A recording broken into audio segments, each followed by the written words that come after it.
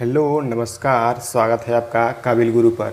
तो देखिए, इस वीडियो में मैं आपको बताने वाला हूं बॉडमास का रूल, या फिर कह लीजिए कि सिंप्लीफिकेशन कैसे करते हैं, इसका रूल क्या होता है, इसको बताने वाला हूं।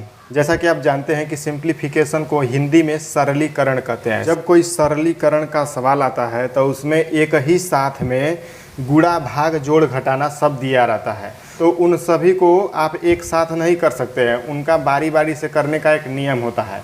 तो उसी नियम को बॉडमास कहते हैं। तो चलिए देखते हैं कि बॉडमास का नियम क्या कहता है। तो सबसे पहले मैं यहाँ पर एक ठो सरलीकरण का सवाल लिख देता हूँ, ताकि उसके माध्यम से उसके साथ साथ समझेंगे कि कैसे कैसे बॉडमास का नियम उस पर लागू किया जाता है।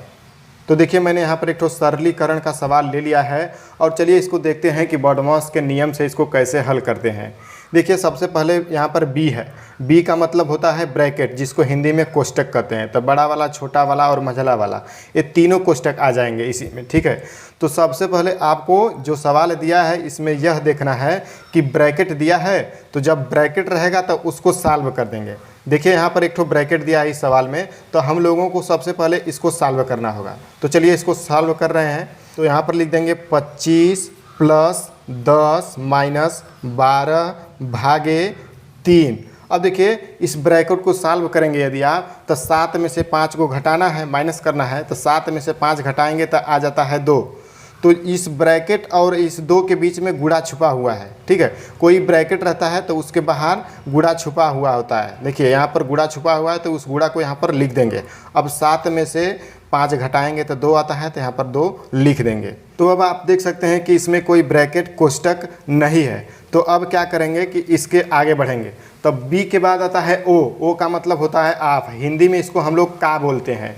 तो इसमें देखेंगे कि कहीं पर आप या फिर कोई का नहीं है, तो देखिए इसमें नहीं है, तो जब रहेगा तो उसको सॉल्व करेंगे। अब नहीं है तो उसका बात छोड़ दीजिए।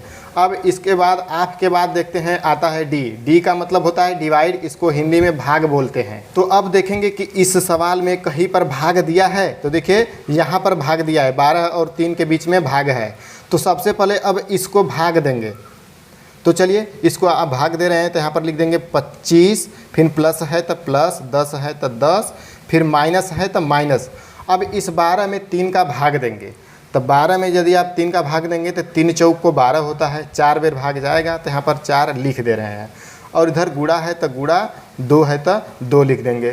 तो आप देख सकते हैं कि हमने यहाँ पर डी फॉर डिवाइड मतलब कि भाग को भी कर लिया। अब इसमें कहीं पर भाग नहीं है। तो अब भाग के बाद क्या आता है कि यम। यम फॉर होता है मल्टीप्लिकेशन, इसको हम लोग गुणा बोलते हैं।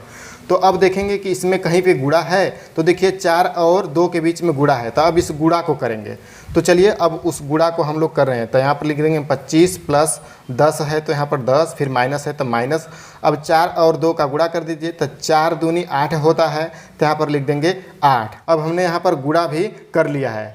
तो यम फॉर मल्टीप्लिकेशन, गुणा भी कर लिए। अब ए आता है, तो ए का मतलब होता है एडिशन, इसको हम लोग हिंदी में जोड़ बोलते हैं।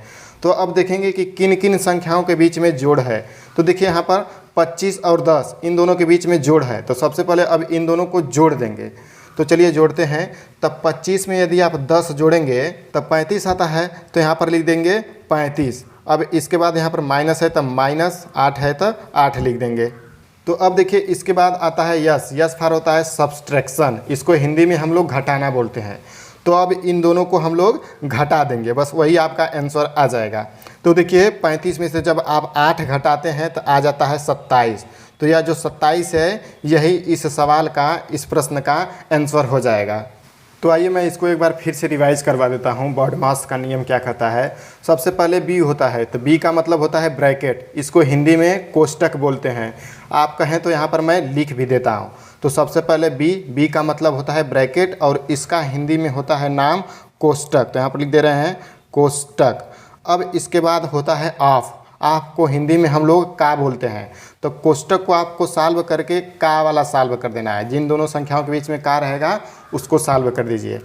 अब इसके बाद आता है डी। डी फॉर होता है डिवाइड, तो डिवाइड को हम लोग हिंदी में भाग बोलते हैं, तो यहाँ पर लिख देंगे भाग।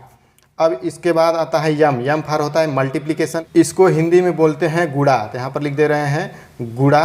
अब इसके बाद आता है ए। ए फॉर होता है एडिशन, इसको हम लोग हिंदी में जोड़ बोलते हैं, तो यहाँ पर लिख देंगे जोड़। अब इसके बाद है सब्ट्रैक्ट।